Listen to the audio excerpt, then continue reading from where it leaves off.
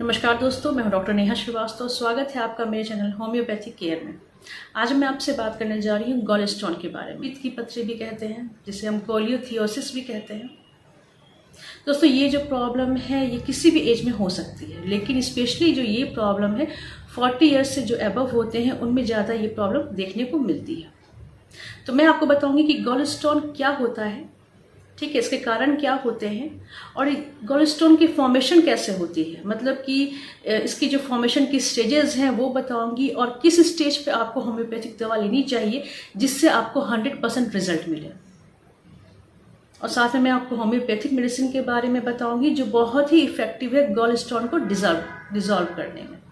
तो पूरी जानकारी के लिए ये वीडियो पूरा देखिए। ये वीडियो आपके लिए बहुत ही इंपॉर्टेंट है। अगर आपने सब्सक्राइब नहीं किया है तो प्लीज़ सब्सक्राइब करें।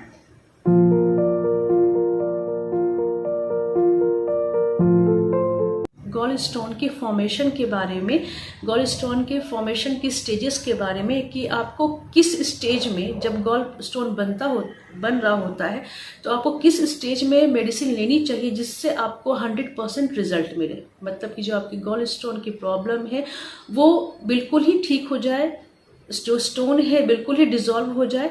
तो कब आपको ये दवा लेनी होती है उसके बारे में पूरी जानकारी दूंगी।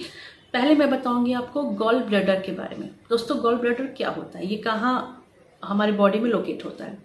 दोस्तों, गॉल ब्लैडर जो होता है लीवर के नीचे एक छोटा सा ऑर्गन होता है जिसका वर्क होता है बाइल को स्टोर करना। बाइल को स्टोर करना गॉल ब्लैडर का वर्क होता है। मतलब कि जब लीवर बाइल प्रोड्यूस करती है, जब लीवर पित्त बनाती है तो वो पित्त कहाँ जाके स्टोर होती है, गॉल ब्लैडर में।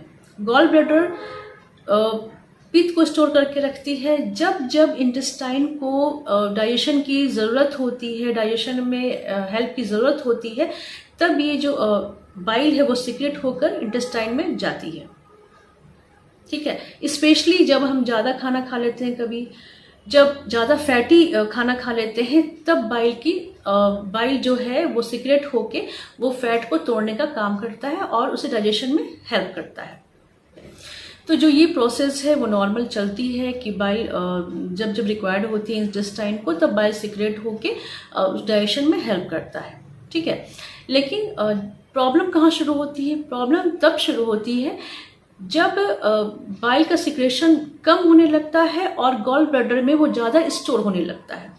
ठीक है, और बाइल स्टोर होते होते वो बहुत ज़्यादा गाढ़ा हो जाता है, उसमें और भी सब्सटेंसेस मिल जाते हैं, आके मिक्स हो जाते हैं।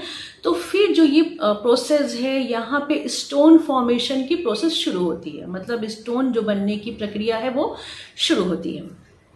स्टोन बनने की और भी रीज़न होते हैं।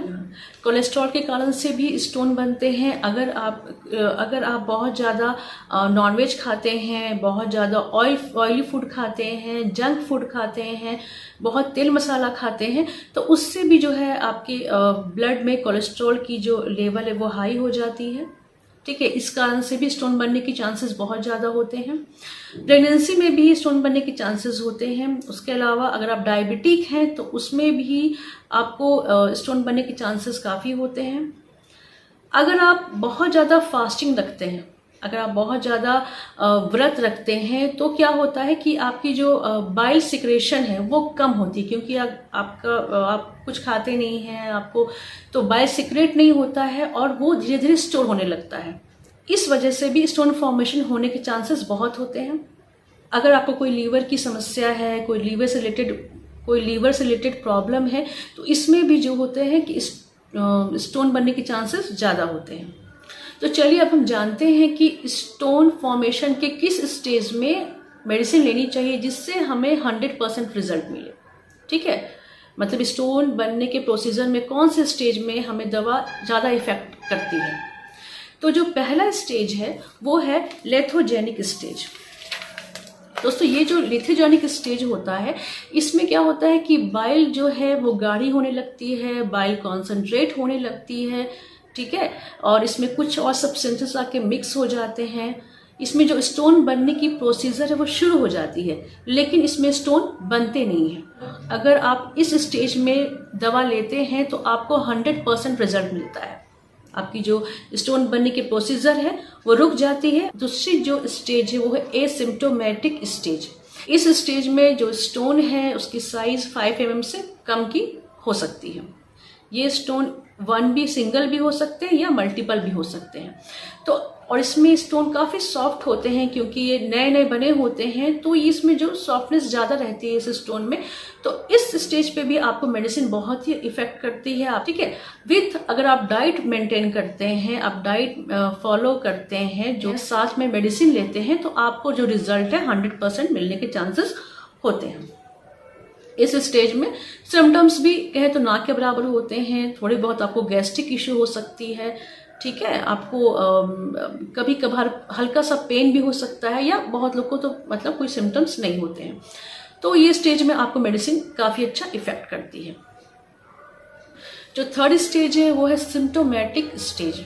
दोस्तों इस स्टेज में क्या होता है कि जो स्टोन की साइज है वो 10 mm से लेकर 15 mm तक हो सकती है। इसमें जो है स्टोन काफ़ी हार्ड हो जाते हैं, ठीक है। अगर आपको सिम्टम्स है, मतलब कि अगर आपको पेन होते हैं, अगर आपको थोड़ा बहुत पेन है, तो फिर उस कंडीशन में आप पर्टिकुलर डाइट के साथ मेडिसिन ले सकते हैं। उससे आपको बहुत सारे मेरे पेशेंट्स ऐसे हैं जिनको गॉल स्टोन था, उनको मालूम भी नहीं चला, और जब किसी कारण से वो अल्ट्रासाउंड कराए तो उन्हें डिटेक्ट हुआ कि उन्हें गॉल स्टोन की प्रॉब्लम है। उन्हें साथ में मैंने कुछ डाइट चार्ट भी दिए, तो उन्होंने डाइट फॉलो किया, साथ में मेडिसिन चलाए, तो उनको जो रिजल्ट है काफ़ी अच्छा मिला। उनके जो स्टोन थे वो साइज उसकी छोटी होने लगी और बाद में वो पूरे अच्छे से डिसॉल्व हो गए, ठीक है।